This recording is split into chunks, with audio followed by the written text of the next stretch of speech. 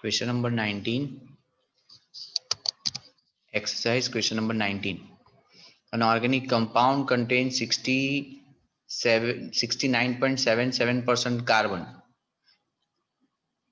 11.63% hydrogen, and rest is oxygen. So first you have to write carbon, percentage of carbon. C is equal to 69.77. 69.77 divided by 12. Second, hydrogen. H is equal to 11.63 divided by 1. And oxygen, rest is oxygen. How much oxygen left? Oxygen बोलो. 18.60. हाँ 18.60. 18.16. 60. 60. 18.60 divided by 12 divided by 16 divided by 16 because rest is oxygen. So total 69.77 plus 11.60 minus 100. तो बाकी जो बचा वो आपका oxygen. चलो इसका डिवीजन करो. 69.77 by 12 is equal to 5.81. 5.81. 5.81. Second, 11.63. Last 1.16. 1.16.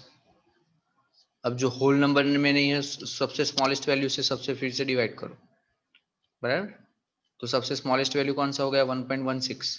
तो 1.16 से सबको डिवाइड करो. तो again carbon is equal to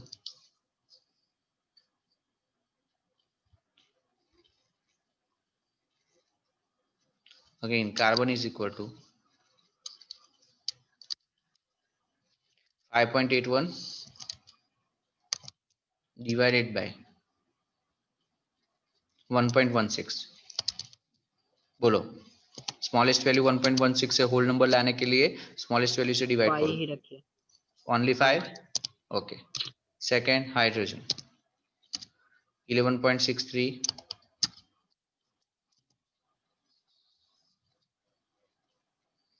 11.63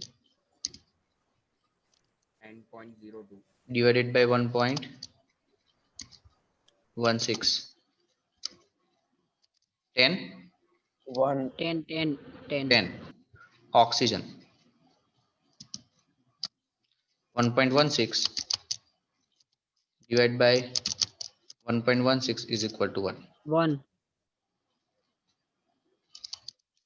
Okay, so what is empirical formula? So empirical formula C5H10O1.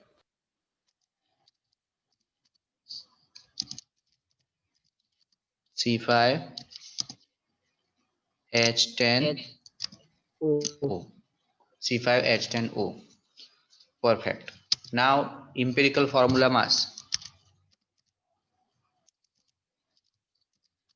Formula mass. Total करो इसका. कार्बन आपके पास कितने हैं? 5. तो 5 कैसे कैलकुलेट करोगे? तो 5 इन ब्रैकेट 12 है क्योंकि आपके पास कार्बन 12 है. हाइड्रोजन तो 1 ही रहेगा 86 प्लस ऑक्सीजन. तो हाइड्रोजन 10 है ना. 10 10. प्लस 16 86 86 ना सर 76 86 आवे सर. 86. 86 इज आवे. Equal to 86. ओके. चलो अब आपके पास क्वेश्चन में देखो और क्या क्या गिवन है. So molecular mass of the compound is 86. Molecular mass आपके पास अवेलेबल है तो n निकालना पड़ेगा आपको. तो व्हाट इज n? तो n is equal to Molecular mass upon empirical formula. बस बस बस बस molecular mass upon empirical formula mass. Molecular mass upon empirical formula mass. ओके, so आपके पास क्या क्या टर्म है, तो n इज इक्वल टू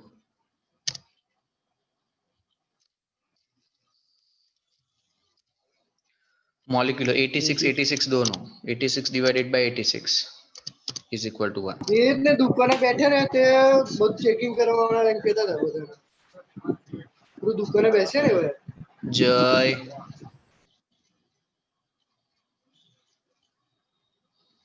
1 बराबर. तो next therefore molecular formula is equal to formula is equal to C5H10O.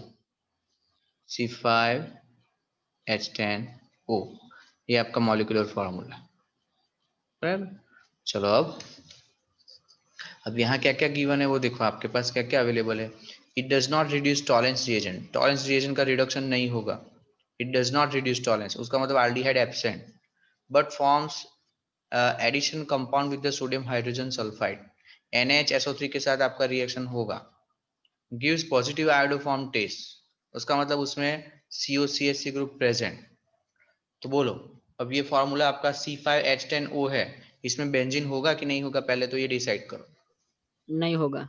नहीं होगा, उसका मतलब ये स्ट्रेट चेन है, और स्ट्रेट चेन भी है और उसमें COCH3 ग्रुप भी है. तो आप उसको कैसे लिख सकते हो, CH3 bond CH2 CO bond CH2 bond CO bond CH3 बराबर. तो ये C5H10O हो गया. चेक करो क्यों मैंने यही फॉर्मूला डायरेक्ट जज कर लिया, क्योंकि भाई आपके पास हाइड्रोजन डबल है, उसका मतलब ये स्ट्रेट चेन हो सकता है. हाइड्रोजन डबल है उसका मतलब ये स्ट्रेट चेन है. दूसरा आयोडोफॉर्म टेस्ट दे रहा है, उसका मतलब COCH3 प्रेजेंट है. चलो on vigorous oxidation it gives ethanoic and propanoic acid. Right the possible structure of the compound. अब सारे रिएक्शन लिखने पड़ेंगे आपको. तो सबसे पहले तो इसका विग्रस ऑक्सीडेशन करा देते हैं. विग्रस ऑक्सीडेशन का बोला है यहाँ पर. तो जब विग्रस ऑक्सीडेशन करोगे, विग्रस ऑक्सीडेशन में आप ऐसा ले लो CrO3 और H2SO4, तो आपको कंपाउंड मिल रहे हैं. यहाँ से ब्रेक कर लेना है. Ethanoic acid. बोल ही दिया है कि क्या मिलेगा, यहाँ से ब्रेक कर लो. बोला है कि क्या क्या फॉर्म होगा. देखो ethanoic acid and propanoic acid, तो दो पार्ट हो गए. तो बस वो तो कंपाउंड लिख ही लेना है. तो दो कंपाउंड हमें मिल रहे, ethanoic acid and propanoic acid. तो इथेनोइक एसिड CH3COOH और साथ में प्रोपेनोइक एसिड CH3CH2COOH. एक ये हो गया. फिर बोला है कि आप सारे रिएक्शन अंदर जो भी इन्वॉल्व है वो लिखने हैं, उसका मतलब आयोडोफॉर्म टेस्ट भी लिखना पड़ेगा. तो यहाँ आयोडोफॉर्म टेस्ट बताओ. चलो आयोडोफॉर्म टेस्ट करते हैं. तो CH3 bond CH2 bond CH2 bond COCH3. बोलो आयोडोफॉर्म टेस्ट में क्या लेना है हमें. NaOH ने I2. NaOH और I2 बराबर. बोलो प्रोडक्ट क्या आएगा.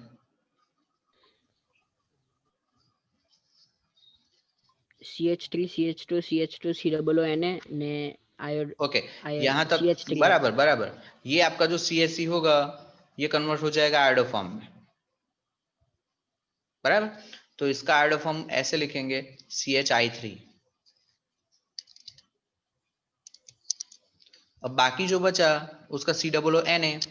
तो बाकी जो बचा वो क्या है आपके पास, तो CH3 CH2 CH2 COONA ये बच गया ना. तो ये है, तो ये आयोडोफॉर्म हो गया. कर पाओगे तो नोटबुक में इसको लिख के रखो. फिर आप ये एक ट्राई कर लेना, सोडियम हाइड्रोजन सल्फाइड वाला रिएक्शन आप खुद से ट्राई कर लेना, NaHSO3 वाला NaHSO3. ठीक है.